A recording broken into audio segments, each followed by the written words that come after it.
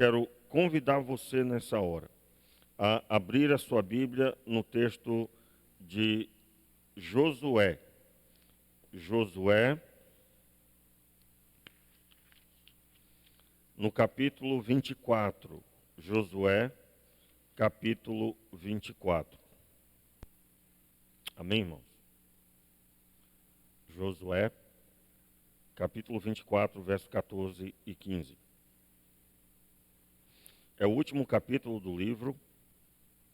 Diz assim a palavra: Agora temei ao Senhor e servi-o com sinceridade e com verdade. Deitai fora os deuses dos quais serviram vossos pais, além do Eufrates e no Egito, e servi ao Senhor. Se, porém, vos parece mal servir ao Senhor, escolhei hoje a quem sirvais. E se aos deuses a quem serviram vossos pais, que estavam além do Eufrates, ou aos deuses dos amorreus, em cuja terra habitais, eu e minha casa serviremos ao Senhor. Você pode repetir? Eu e a minha casa serviremos ao Senhor. É muito importante observar que o texto bíblico declara a pessoa de Josué, o homem de Deus, o líder de Israel naquele momento, que sucedeu Moisés. A Bíblia diz que ele declara mediante esse chamado ao povo de Israel: eu e a minha casa serviremos ao Senhor. Pela manhã, hoje, nós vamos estabelecer aqui uma pausa na nossa série que estamos pregando, e nós estaremos trazendo uma palavra de orientação para um desafio que nós teremos domingo que vem, domingo pela manhã, aonde você será, eu estou iniciando esse desafio, que eu estou chamando de desafio, que para alguns talvez será um grande desafio, mas que em nome de Jesus já alcançado, que é de fazer um culto doméstico, um culto no lar, dirigido por você, compartilhando com os seus familiares. É claro, eu estarei explicando sobre isso melhor cada dia da semana, mas é muito importante você receber a orientação geral que será ministrada agora. Nós acabamos de ler o texto de Josué, Josué fazendo um chamado e estabelecendo também uma linha divisória dos obedientes e dos que não queriam obedecer. Essa linha divisória era: se vocês querem servir ao Senhor, sirvam ao Senhor de verdade. O texto diz assim, verso 14, acompanhe. Agora, pois, temei ao Senhor e servi-o com integridade e com fidelidade. Na tradução que eu li inicialmente, a contemporânea, diz com sinceridade e com verdade. E como se dá esse servir a Deus com fidelidade, com sinceridade? Com sinceridade e com verdade, na tradução contemporânea, e na corrigida, integridade e fidelidade. O que Josué faz aqui, ele faz um chamado a que cada um, e é claro, as famílias, façam uma análise sobre sua vida e a proposta de Deus. Entenda, o povo de Israel havia saído do Egito, e saindo do Egito, eles trouxeram os deuses do Egito com eles. Vamos observar aqui, mais uma vez, eu gostaria que você lesse mais uma vez o versículo 14. Agora temei ao Senhor e servi-o com sinceridade e com verdade. Deitai fora os deuses, os quais serviram vossos pais, além do Eufrates e no Egito, e servi ao Senhor. Em outras palavras, a ordem aqui era: façam a linha divisória do ontem e hoje. Ontem vocês estavam desobedientes, e a partir de agora, o chamado de Deus é a obediência. Então, o que o texto dá entendimento para nós?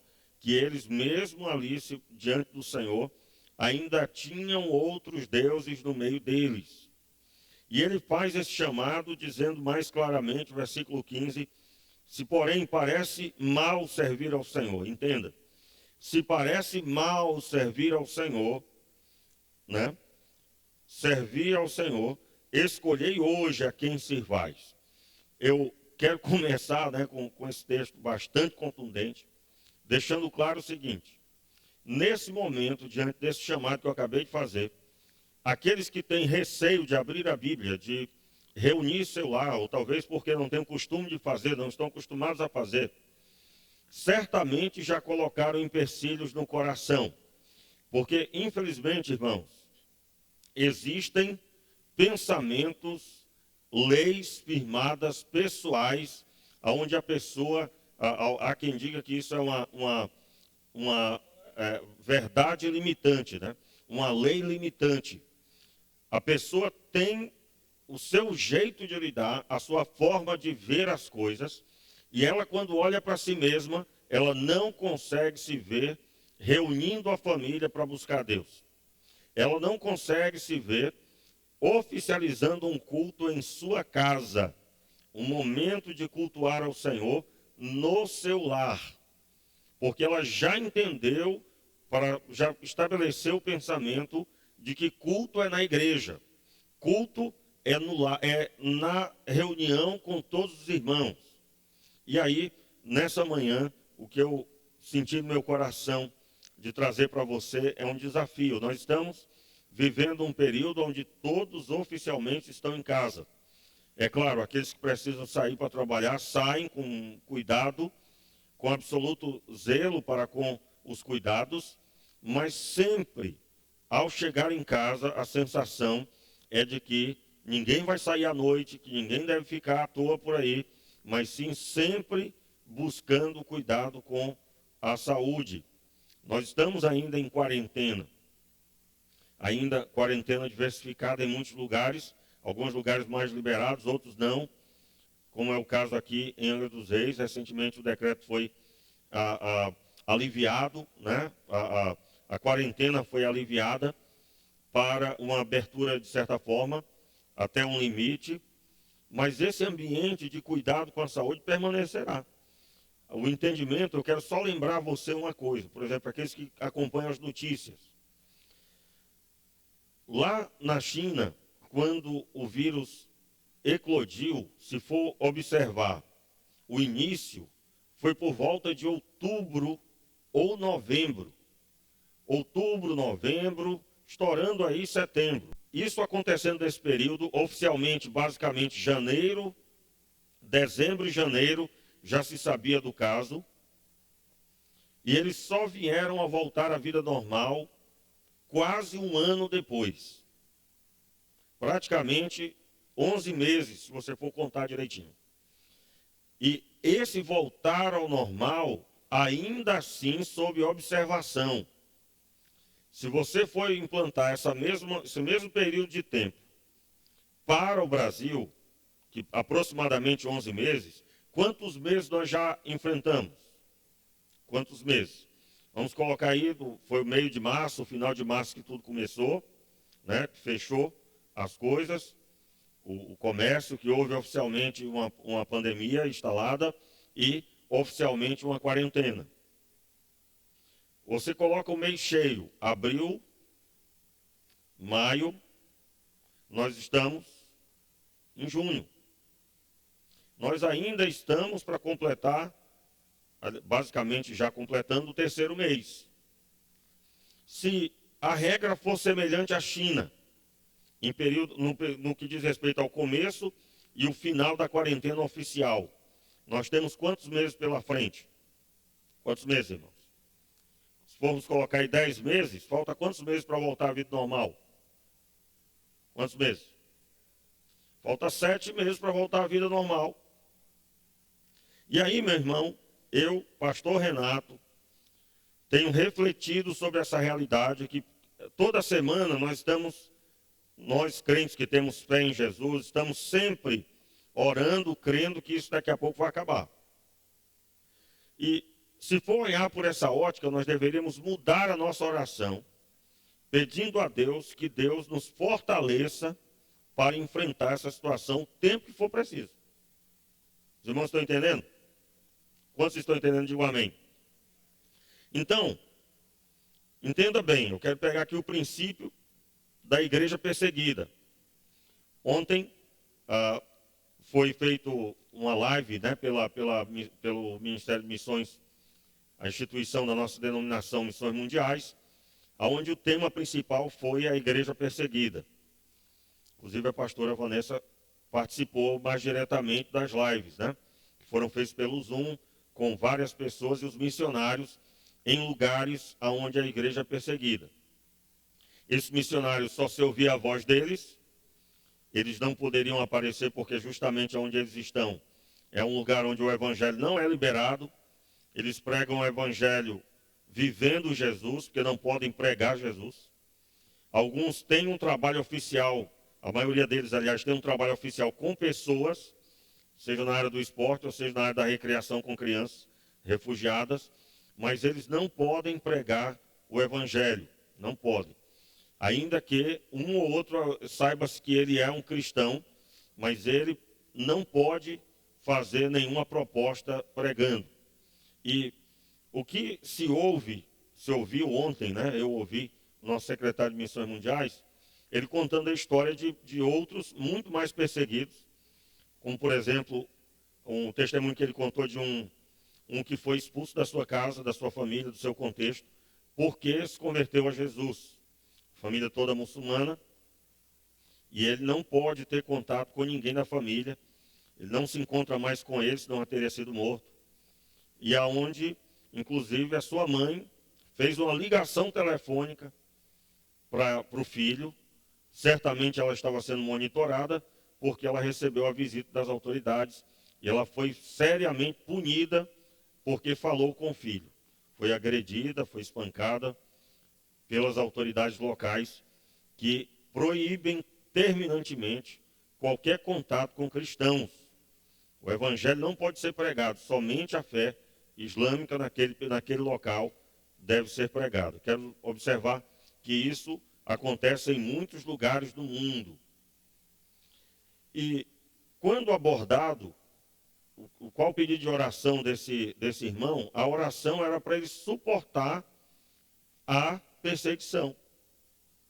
A oração que ele pedia por sua própria vida é a oração para suportar a vida de alguém que se converteu e é perseguido. Numa linguagem nossa seria talvez uma outra proposta, seria: Senhor, faz cessar essa situação. No entanto, ele pediu força para suportar a perseguição. Então, irmãos, eu estou dizendo oficialmente para você, se nós tivermos aí cerca de pelo menos 4 meses ainda, sendo absolutamente otimistas dentro de uma lógica humana, são 4 meses nesse formato. O que é que você vai decidir? Nós estamos num momento com uma oportunidade especialíssima. Como assim? Todo culto você tem ouvido a respeito da necessidade de ser fiel a Deus. Todo culto. Todas as nossas reuniões têm um único objetivo: pregar a palavra de Deus com o objetivo de sermos transformados. E eu estou agora fazendo um convite a você, para que você olhe para a sua casa e você convide oficialmente, por meio de um culto doméstico, um culto feito no lar, o Senhor para ordenar sobre a sua casa oficialmente. Quero lembrar que, quero esclarecer, aliás, que o que eu estou dizendo não é que você não tem Deus na sua vida ou na sua casa, mas que há um número grande de pessoas que todos são crentes na casa, mas nunca fazem uma reunião para buscar Deus junto. Nunca se faz oficialmente uma reunião, ou se fez uma reunião nesse lar. Tanto é que quando nós tivemos a ceia no live, teremos novamente, eu acredito que já no próximo domingo, mais tardar no outro, nós teremos a ceia, e os testemunhos foi algo extraordinário. Por quê? porque houve a participação dos familiares no compartilhar do pão e do cálice. Ou seja, houve a participação do governador do lar. Claro, o governador ali pode ser a mãe ou a avó, se ela é a governadora, no sentido de que o responsável pelo lar, uma viúva ou uma mãe a que é sozinha, ela é a responsável ali, então ela que esteve direcionando. Mas houve a atitude do compartilhar de algo na hora do culto, direcionado aqui pelo culto principal, feito pela internet, transmitido até os lares. Mas, basicamente, nós estamos no momento em que nós precisamos encarar os fatos e agir. E agir como? Meu irmão, eu não sei se você notou, mas há um ambiente no meio das igrejas, e Deus abençoe que aqui nós não tenhamos isso, com abundância, né? Aonde a pessoa vai ao culto, volta do culto, vai ao culto, volta do culto, e ela ouve, e ela sempre está ouvindo. Mas a prática da fé, o praticar, o exercer, passa muito distante da sua realidade. Em outras palavras, se agora você recebesse a Bíblia na sua mão, e fosse lhe pedido assim, abra um texto bíblico, leia e faça uma breve reflexão sobre esse texto. Você sabia que muitas pessoas estariam tremendo nas pernas só em ouvir isso? No entanto, a palavra de Deus diz que nós devemos pregar o evangelho a toda criatura. Se a ordem de Jesus não é um convite não, tá, irmãos? É uma ordem. Jesus deu uma ordem. Ide e pregai o evangelho a toda criatura. A toda criatura. Então, mediante esse chamado, o que é que tem que mudar? O que tem que mudar é que quem não sabe deve aprender. Quem não tem costume deverá buscar o costume agora. E pela manhã, no domingo que vem, nós não teremos a reunião aqui. Não teremos a reunião. A reunião será no lar, aonde o convite é que você vai fazer a sua reunião. Vai fazer o culto doméstico com a sua família. Você vai tirar uma foto ali de todos. E você vai postar no grupo da igreja. O grupo que você faz parte, são pelo menos 3 ou 4 grupos principais que nós temos. Então você vai postar a foto. Pastor, lá em casa só eu sirvo ao Senhor. Você vai tirar uma selfie e no fundo está a sua Bíblia aberta. Você fez um culto ao Senhor, e esse culto ao Senhor já profetizando a salvação sobre a sua casa. Amém, querido? Amém, meu irmão? Então, veja bem. Nós teremos pessoas se tremendo todinho nas pernas, nós teremos pessoas passando a bola para alguém. Não, fulano, você que vai dirigir aqui. Governadores do lar, sem saber o que fazer, mas eu considero que esse será um momento especialíssimo que nós vamos estar vivendo. Por quê?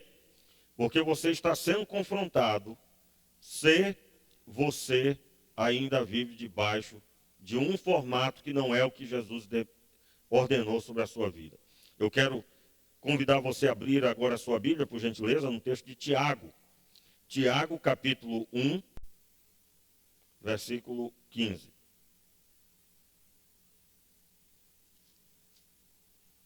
Desculpa, irmãos, é Tiago, capítulo 1, versículo 21. Vamos ler o verso 19 até o 21 para ficar melhor a compreensão. Sabei isto, meus amados irmãos, todo homem seja pronto para ouvir, tardio para falar e tardio para se irar.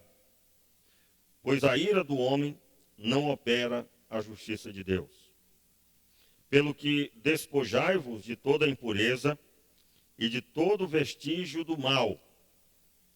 Recebei com mansidão a palavra em vós implantada, a qual é poderosa para vos salvar. E sede praticantes, repita, verso 22. E sede praticantes da palavra e não somente ouvintes, enganando-vos a vós mesmos. Se alguém é ouvinte da palavra e não praticante, é semelhante ao homem que contempla no espelho seu rosto natural e depois de se contemplar a si mesmo, vai-se e logo se esquece de como era. Então, esse texto dispensa comentário, né? Dispensa comentário sobre ele. Nós não podemos ser somente ouvintes. E um confronto muito forte que nós tivemos, aliás, essa semana, uma reunião de pastores, né? Nós tivemos uma reunião pela internet, com pelo menos aí, eu acho que tinham 8 pastores, se não me engano. E é unânime o que eu estou dizendo para você agora. É unânime. Meus irmãos, nós estamos diante de um momento especial. Especial. Quero recapitular aqui para você. Na rotina normal que nós tínhamos anteriormente, era assim. Você chega do trabalho e corre para a igreja. Domingo, você vem à igreja domingo pela manhã, domingo à noite, e no outro dia trabalho, quarta-feira culto. Então você tinha todo um ambiente que não permitia alguns até mesmo de respirar direito, no sentido figurado, é claro.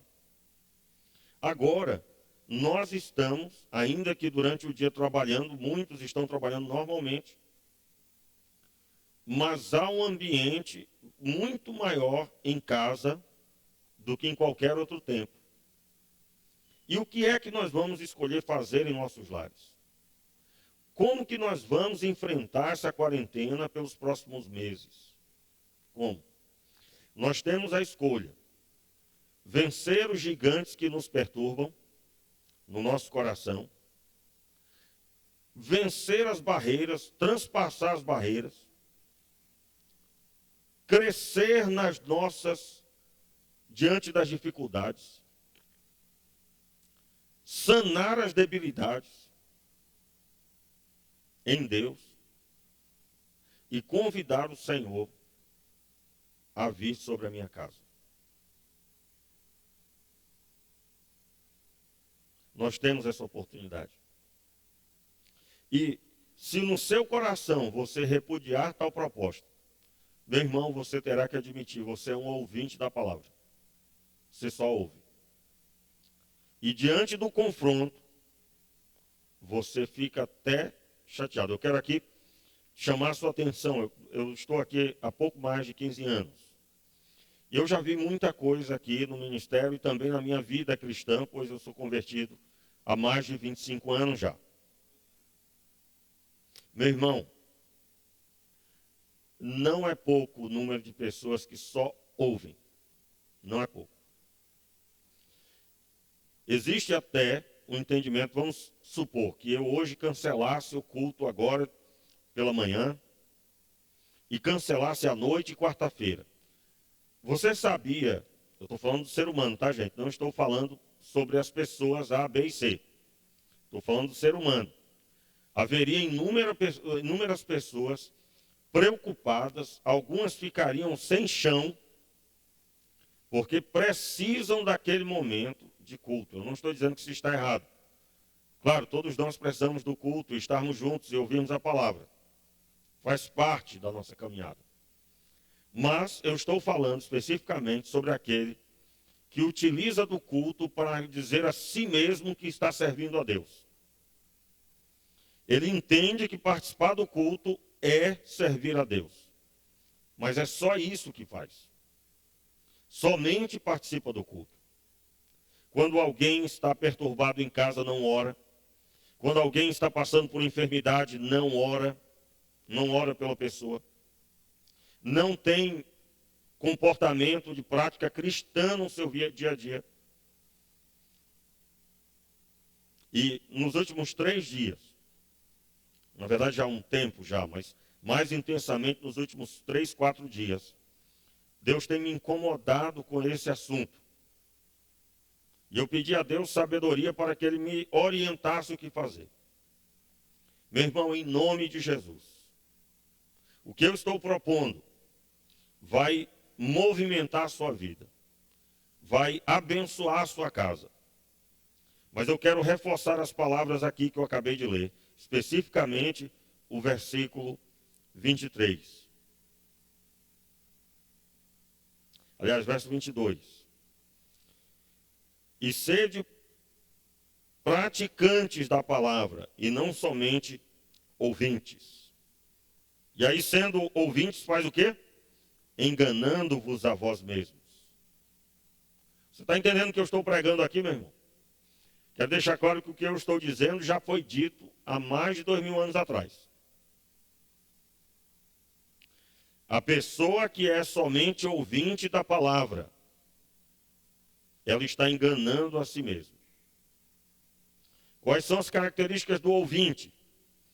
Ele abre a Bíblia na hora da pregação, ele sabe o que está escrito, terminou a pregação, ele fecha, e ele facilmente volta à vida cotidiana sem nenhuma preocupação em praticar no seu dia a dia. Normalmente eu encontro, no decorrer da caminhada, eu já encontrei esse perfil várias vezes. Qual é o perfil? A pessoa comete o pecado, às vezes quando é na minha frente, né? Chama um palavrão, ou fala alguma coisa que não deveria, ou então mente, uma mentirinha. Ô pastor, isso não é mentira não, né? A pessoa só se consertou porque eu estava ali. Se não houvesse, ela teria tido aquele comportamento normalmente. Normalmente. Por que isso acontece? Porque a pessoa não tem uma prática cristã que gera edificação de sua própria vida. Que prática é essa? Eu estou ouvindo a mensagem da palavra de Deus para praticar na minha vida. Eu recebo ela agora e eu vou agir conforme a palavra de Deus. Meus irmãos, saiba bem, o que eu estou pregando agora é de extremo confronto. Extremo confronto. Se nesse momento você está pensando até de sair da igreja e procurar uma igreja melhor, qual seria uma igreja melhor? Uma igreja que não falasse a verdade para você. Que a verdade dói. Dói, meu amigo. Porque na medida que você ouve, que você tem que pegar a Bíblia, só para você ter uma ideia do tamanho do problema que nós temos. Eu estou falando aí de uma forma geral. Biblicamente, quem tem que ensinar a Bíblia para os filhos não é o pastor, não é a professora da EBD, não é. E quem crê que quem ensina a Bíblia é o pastor e a professora da EBD para as crianças, nesse momento agora seus filhos se encontram há meses, pelo menos 3 meses, sem ensino nenhum. É o caos ou não é? Veja bem, ó. Se nós, aqui no Brasil, vivermos o que foi na China, de tempo de quarentena, seus filhos terão mais pelo menos 7 meses sem EBD, sem salinha. 7 meses. Onde eles não poderão vir e participar da salinha e ali serem ministrados. Isso significa que seus filhos terão 10 meses sem ensino da palavra? Que é isso, pastor? Longe disso, pastor. Conversa é essa, pastor? Não, é isso mesmo. É isso mesmo. E aí, irmãos, uma criança é um recipiente. Esse recipiente, chamado coração e mente, ele vai assimilando o que é dado. Se o que é dado não é a palavra de Deus, se não for a palavra de Deus, não vai ter estrutura de Deus no futuro. O caráter de uma criança é formado pela palavra que é recebida, pela conduta dos pais, pela palavra, pela conduta dos pais em viver a palavra, e automaticamente, no futuro eu vou ter o retorno disso. Então, qual é o entendimento que nós temos? O ser humano, ele gosta das mesmas coisas. Na sua maioria, ele gosta de manter o que já faz. Nós somos cheios de rotinas. Você quer ver como nós somos cheios de rotina? Na igreja, você senta toda vez num lugar diferente, quando estava tendo os cultos normalmente. Não é assim, irmãos. Todo culto você senta ou no mesmo lugar ou perto do lugar que você sentou a última vez. A mente humana, ela vive de rotina. E se isso se transformar para a nossa vida cristã, nós estamos perdidos. Porque a rotina que eu me adequo, talvez não seja a rotina bíblica. Então, qual a prática que eu vou adotar? Biblicamente, eu comecei dando esse exemplo, biblicamente, o responsável pelos filhos é a mãe e o pai. É a mãe e o pai. Quem tem que ensinar a Bíblia na casa é a mãe e o pai. Você não pode transferir isso para outra pessoa. E aqui eu quero deixar claro, você que é adolescente, você que é jovem, cada crescimento seu garante que seus filhos vão ter o que ouvir de você. Você está se preparando durante anos, durante a sua adolescência e juventude. Você que é adolescente, você que é uma criança ainda, seu crescimento determinará o que seus filhos vão ouvir no futuro. Então nós precisamos romper as barreiras. Nós precisamos sair da condição de ouvintes, se é o seu caso. Se é o seu caso, se você está em Cristo, está bem espiritualmente, meu irmão, você está vibrando com essa palavra. Mas se você está mal espiritualmente, você não gostou da proposta. Não gostou. Inclusive eu quero deixar aqui um desafio. Se domingo pela manhã, domingo que vem, seu marido estiver trabalhando, você vai colocar uma cadeira lá vazia, simbolizando ele. Quando tirar a foto, tira a foto com aquela cadeira vazia, porque ali ele estará sendo representado. Veja bem, não tem nada de espiritual nisso, não tem nada de especialíssimo, mas é só para deixar claro que diante de Deus você está em família reunido. Seu marido não está ali presente porque teve que trabalhar. Mas no coração a família está unida no propósito de apresentar-se a Deus. Então, eu estou chamando você a um desafio de romper as barreiras. E a EBD domingo de manhã será na sua casa, através de um culto doméstico ou culto no lar, aonde quem vai abrir a Bíblia é você. Como eu disse, no decorrer da semana, eu vou disponibilizar nos grupos a orientação básica para a reunião. Não vou fazer isso aqui agora. Agora eu quero trazer só o fundamento do que nós vamos fazer. Como será feito, isso é o mínimo, isso é o simples. Vai ser muito fácil de assimilar. Porém, é preciso haver o entendimento e a decisão no coração. Ou nós crescemos, ou nós vamos crescer, ou vamos estagnar. E eu sei que a decisão não é estagnar. Diga amém, meu irmão. E sim avançar.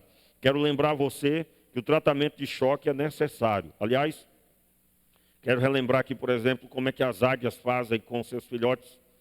Ela forma o ninho com espinhos e coloca uma cobertura sobre os espinhos. Quando o seu filhote, o ovo, né, é quebrado e o filhote nasce, aquela cobertura permanece. Mas quando vai chegando o período que ele tem que sair do ninho, a águia começa a retirar a cobertura e os espinhos vão aparecer, forçando o filhotinho a sair do ninho. Meu irmão, em nome de Jesus, o Senhor Deus te chamou e Ele está trazendo sobre sua vida uma responsabilidade. Você foi chamado para ser sal e luz. E o Senhor Deus vai tirar aí o que está impedindo você, está mantendo você no comodismo, se é o seu caso. O Senhor Deus deseja que você voe alto. A ave que voa mais alto, não existe alguma ave semelhante à águia. Só ela consegue voar uma altitude que as outras aves não conseguem. Por isso que o povo de Deus tem esse simbolismo na Bíblia de uma águia. Quando nós cremos em Deus e praticamos a palavra, nós vamos alcançar o que outros não conseguem alcançar. E nós estamos sendo confrontados com a palavra de Josué, onde ele declarou: eu não sei vocês, o que vocês vão decidir. Está aqui, ó. Ou servem ao Senhor, ou aos deuses. Porém, eu e minha casa serviremos ao Senhor. E eu encerro observando o primeiro culto que aconteceu, está escrito aí no texto de Gênesis. Abra sua Bíblia. Gênesis, capítulo 1. E eu encerro lendo essa palavra. Gênesis 1.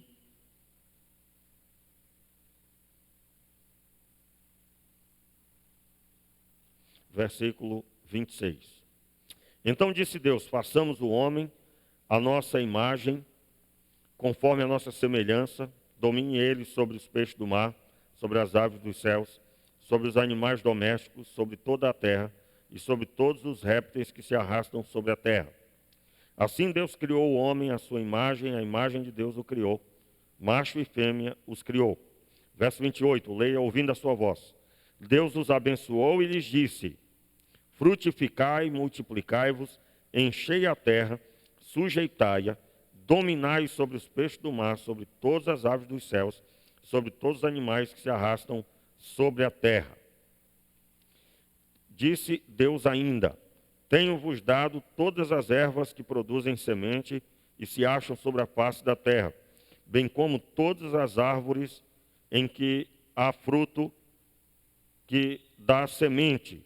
Elas vos servirão de mantimento. Somente até aí. No capítulo 1, nós vemos o Senhor estabelecendo o propósito que criou, o formato que criou o homem, criou segundo a sua imagem. E assim como Deus trabalha construindo todas as coisas, ele colocou o homem para trabalhar, exercendo autoridade sobre a terra. No versículo 28, diz que Deus, versículo 29, né? O Senhor, versículo 28 e 29, o Senhor fala com Adão e Eva. Ele fala diretamente a eles. O que nós vemos no capítulo 2, acompanha aí só os títulos. No capítulo 2, a partir do verso 4, está escrito Adão e Eva. Você vai ver primeiro como Adão foi feito, e a partir do verso 18, como Eva foi feita. Quando termina aqui o casamento, que está aí, o primeiro casamento na terra foi entre Adão e Eva. Quando termina o casamento, onde Adão declara quem Eva era para ele, e na presença de Deus, é nesse momento, quando se encerra a união, que aquilo que foi dito no capítulo 1, versículo 28 e 29 especificamente, é dito para os dois. Eu repito, Gênesis capítulo 1 fala o panorama do que Deus criou. Gênesis capítulo 2 estabelece como Deus criou o homem e a mulher, os detalhes. Após o casamento, aí no finalzinho do capítulo 3, Deus estabeleceu essa fala que está no capítulo 1. Os irmãos estão compreendendo? Quando Deus tinha o homem e a mulher diante dele, ele proferiu a orientação: frutificai e multiplicai-vos, enchei a terra. Então, quando Deus falou isso, após os dois terem se casado, não é? Aqui é o fundamento do casamento. O casamento tem que ser feito na presença de uma autoridade, no caso aqui a presença de Deus.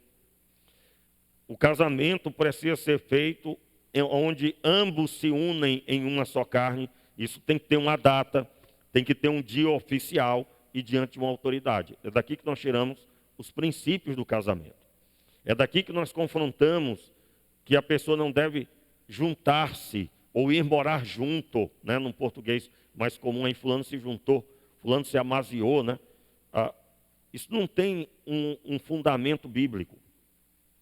A pessoa deve fazer publicamente, diante de uma autoridade local, na presença de Deus. Nesse período não havia autoridade local, havia autoridade sobre todas as coisas, que era o Senhor, é o Senhor.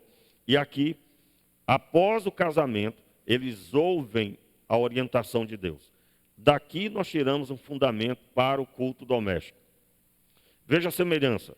No culto doméstico, Todos estão reunidos ouvindo a voz de Deus.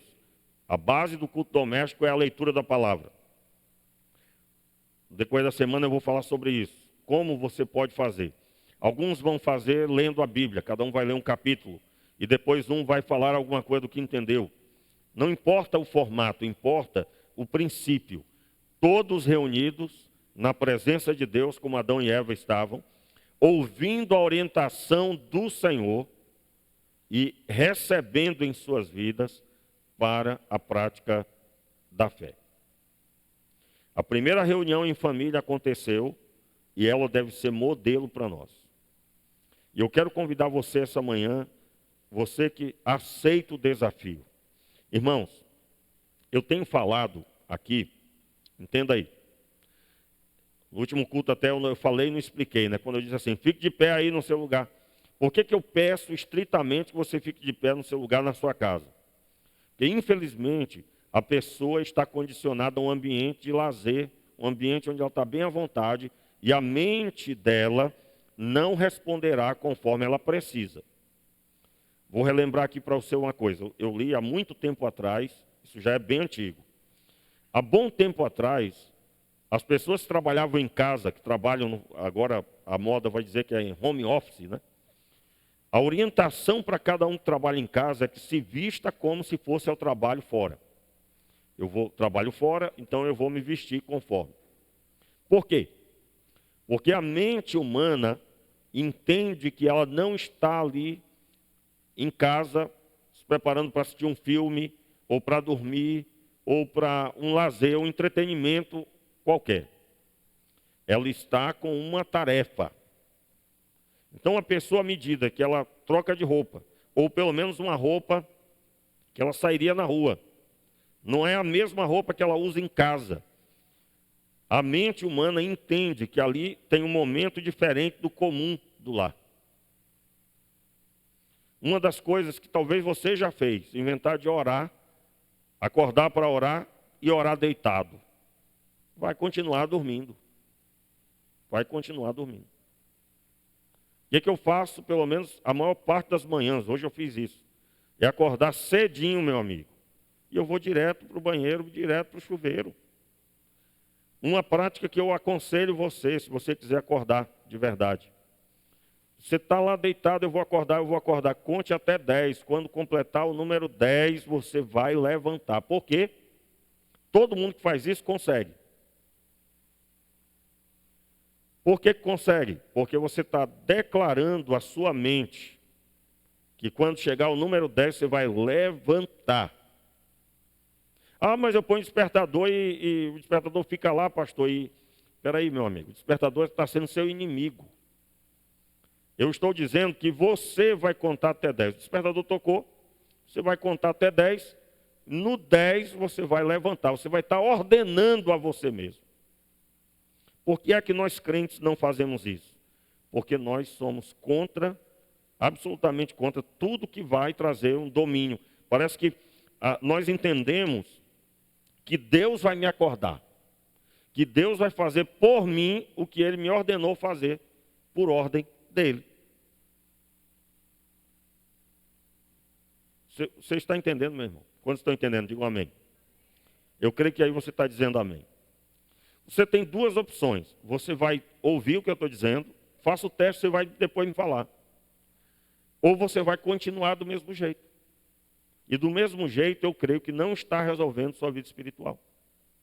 Não está gerando mais crescimento. Agora, eu quero relembrar aqui os irmãos. Quando foi na ceia, eu pedi para colocar uma foto. Nem todo mundo colocou. Quando foi alguns cultos anteriores, eu pedi para colocar uma foto da reunião da família. E pedindo para você interagir. O que é interagir? Meu irmão, eu estou aqui agora. Graças a Deus eu tenho alguns irmãos aqui comigo, eu estou olhando aqui para eles. Mas quando nós estávamos em quarentena total, vamos dizer assim, o que eu tinha aqui é uma câmera, uma lente para mim olhar. Às vezes eu tenho até que lembrar que eu tenho outras pessoas aqui ao redor. E olhar para elas também, porque é uma regra da comunicação. Falar olhando para a pessoa. Então imagine você, nós aqui, não tendo interação com quem está em casa. Nós precisamos do máximo de interação. E a forma de você mandar uma foto é você interagir. Acredito eu que alguns não mandaram foto porque estavam em casa de forma mais à vontade, ficaram com receio, principalmente as mulheres, né? Vai tirar uma foto estando em casa para mandar para alguém ver num grupo que tem lá 50, 70 pessoas. Provavelmente teve esse empecilho, por isso que eu estou orientando. Siga o padrão. Domingo pela manhã, você vai estar reunido em família na presença de Deus. Nós teremos a semana para nos preparar. E eu quero contar com seu apoio para a glória do Pai. Não sendo ouvintes, mas praticantes. Nós vamos colocar diante de Deus tudo que temos recebido. E eu literalmente, meu irmão, eu poderia, não deveria, eu poderia fingir que estou pastoreando e você finge que está sendo pastoreado. Mas isso não é correto perante os olhos do Senhor. Perante os olhos de Deus, o que eu recebo eu tenho que praticar. E se você está à procura de um ambiente cômodo, que permita você permanecer como ouvinte, meu irmão, repreenda isso no seu coração. Saia daí agora, em nome de Jesus. Uma das conversas entre os pastores é a percepção de que quando terminar a quarentena, e aí eu estou falando com você, preste bem atenção, todos que estão aqui e em casa. Meus irmãos, é sério o que nós estamos falando, muito sério. Nesse momento agora, nós temos uma infinidade de lares que estão destruídos e não sabem. Estão sem obediência e não sabem, porque vão empurrando para amanhã o que pode ser feito hoje. Não será assim neste lugar. E eu quero já declarar sobre a sua vida, nós estamos aí com um desafio. Esse desafio será por 2 domingos, esse domingo agora e o outro. Nós teremos 2 domingos onde nós estaremos com o desafio de fazer uma reunião no lar, com os da casa. E se você pode fazer em família, glória a Deus. Se só você é convertido, você vai tirar uma selfie no fundo, vai estar lá a sua Bíblia. Ou, de alguma forma, você vai tirar a foto lá lendo a Bíblia, fazendo seu culto pessoal ao Senhor. Porque nós vamos praticar o que temos ouvido. Eu creio que você tem ouvido maná do céu deste púlpito, não só quando eu estou pregando, mas todos que vêm aqui pregar, seja através da atividade da juventude, seja através das lives que você tem acompanhado, as pregações, você tem recebido do céu, mas isso tem um objetivo. E esse objetivo tem que começar da sua casa, do seu lar, no nome de Jesus. Então, eu quero convidar você à oração nessa hora. Fique de pé no seu lugar e nós vamos orar, em nome de Jesus. Como eu estava dizendo, uma das preocupações dos pastores é que há um número grande de pessoas que não têm a vida edificada para aguentar essa pandemia e essa quarentena. Pessoas que estão com medo de morrer, são crentes, servos de Deus, estão com medo de morrer, estão com medo de pegar a doença, estão com medo do que vai ser o dia de amanhã, porque não sabe se vai ter o que comer. E nós somos servos de Deus. Nós podemos estar sendo lançados na cova dos leões, mas o Senhor Deus vai conosco. E agora nós estamos sendo postos na parede por parte do Senhor. Porque quem crê, crê. Quem não crê, meu irmão, está vindo à tona. Está vindo à tona quem não crê. Quem não crê, quem tem a fé debilitada, quem tem sido só ouvinte, está descobrindo na prática. Na prática. E entre os pastores uma fala que foi comum é: quando tudo voltar ao normal, alguns não voltarão. Por quê? Porque já não tinha vida com Deus e a pandemia, a quarentena, o distanciamento, A pouca fé que a pessoa tinha, ela tinha vindo culto após culto. E quem não tem um coração convicto, nessa hora está dormindo. Esse horário agora, está dormindo, meu irmão. E você que está assistindo agora, que estava dormindo nesse horário aqui, agora eu estou ao vivo. Porém, se você for assistir à noite, que estava dormindo, eu estou dizendo para você, acorde na vida espiritual. Acorde. E Jesus, irmãos, está voltando. Existe um texto bíblico que diz que o conhecimento da glória do Pai vai encher a terra. Eu estou crendo, pelo menos é uma observação, eu estou crendo que por meio da internet, o conhecimento, a pregação do Evangelho está indo mais rápido do que em outros tempos. Não sei se alguém percebeu isso. Um caso é ontem, né? A live de Missões Mundiais, a pessoa lá no Iraque falando com pessoas aqui no Brasil. Nós estamos vivendo um momento, quero lembrar você, o apóstolo Paulo pregava multidões. Se ele tivesse a internet, ele pregaria a milhões e bilhões de pessoas. Eu estou falando no sentido do alcance. E se o Evangelho precisa primeiro ser pregado a todas as nações, você há de convir comigo que ele está sendo pregado mais rápido ao maior número de pessoas do que em qualquer outro tempo. Um exemplo disso são os cultos aqui. Nós temos às vezes 70 pessoas, 100 pessoas participando, mas no outro dia chega a mais de 1000, tem cultos que houve mais de 1000 visualizações. Nós temos ouvido pessoas que nem fazem parte ou já fizeram parte aqui do nosso contexto e que têm ouvido a palavra de Deus. Então o alcance é muito maior. E uma das falas, e aí eu encerro realmente, dos pastores é a possibilidade, os que estão transmitindo os cultos, é que quando acabar a quarentena, nós vamos ter que praticamente desligar as câmeras, porque há pessoas que não vão sair de casa, porque se acostumaram a ficar em casa. Eu estou lá em casa, deitado, ligo o celular, permaneço na cama, participando do culto. O corpo gostou disso. A mente se acomodou nisso. Mas a vida não é essa. A realidade dos vencedores não é essa. E eu estou falando como pastor, que fui chamado para ser pastor. E pastor dessa igreja. Irmãos, eu estou me sentindo no centro da vontade de Deus, pastoreando esse rebanho. Mas pastorear é isso, viu? Vai ter hora que vai ter cajado na cabeça. Vai ter hora que eu vou ter que puxar você. E eu estou puxando você para não cair no abismo. Acorde. Acorde e venha buscar ao Senhor. E buscar a Deus com a sua família. Em nome de Jesus. Nós não seremos ouvintes. Somente. Nós seremos ouvintes para praticar a palavra em seguida.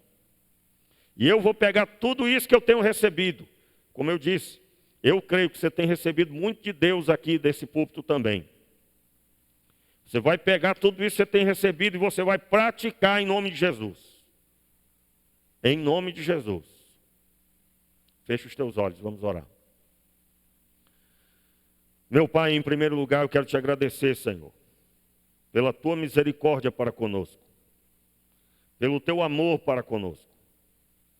E eu quero te pedir, Senhor, livra-nos de sermos ouvintes, meros ouvintes. Senhor, muitos ouviram a pregação de Jesus, mas poucos permaneceram com Jesus.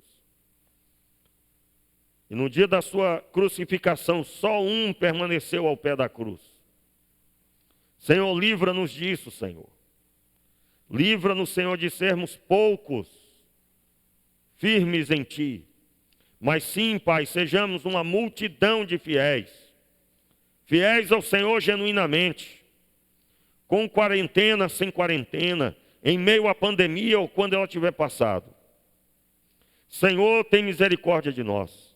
E eu quero te agradecer por esta misericórdia até aqui. Mas eu sei, Senhor, também que a tua misericórdia se finda. Um dia ela se acaba e o teu juízo vem sobre o povo. Senhor, tenha misericórdia de nós e nos acorde do sono que estamos vivendo espiritualmente. Acorde cada governador do lar. Acorde cada auxiliadora do lar. Acorde os filhos, Pai, para a tua palavra.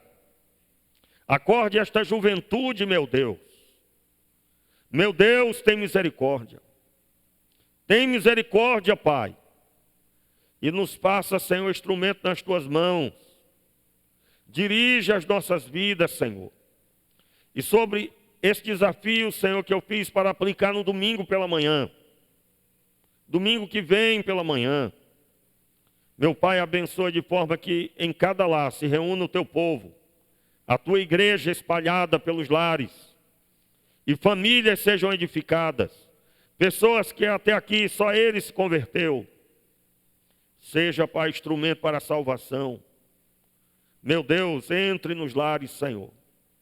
Entre nos lares trazendo, Senhor, transformação, Pai. Tira de nós toda a religiosidade, Senhor. Na época em que Jesus morreu, Senhor, não havia a igreja do formato que é hoje. Livra-nos de toda a religiosidade, Senhor.